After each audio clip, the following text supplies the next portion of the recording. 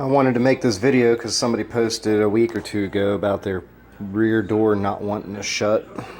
So this is our rear door latch power lock assembly. As you can see, it'll get a buildup. That's dirt right there. This is your actual lock mechanism.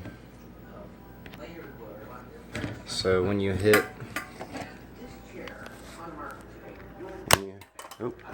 shot the spring out of it. But when you hit the hand, when you pull your handle on the interior or the outside, interior or exterior, it moves this latch. And that latch is actually what holds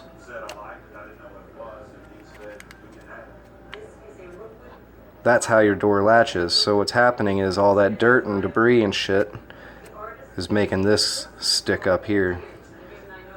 And you shut your door and it never has anything to latch on.